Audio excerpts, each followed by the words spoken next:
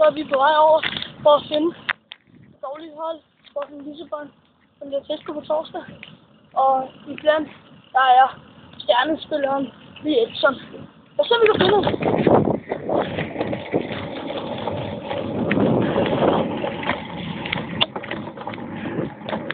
Rent faktisk ikke vise Lee Edson og andre steder til det på Danmark. Så nu er vi på vej over til ham.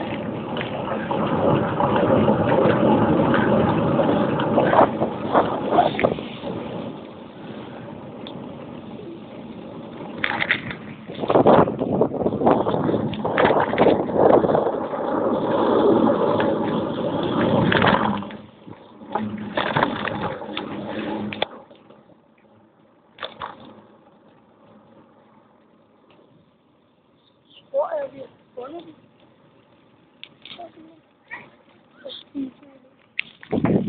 Har vi ham?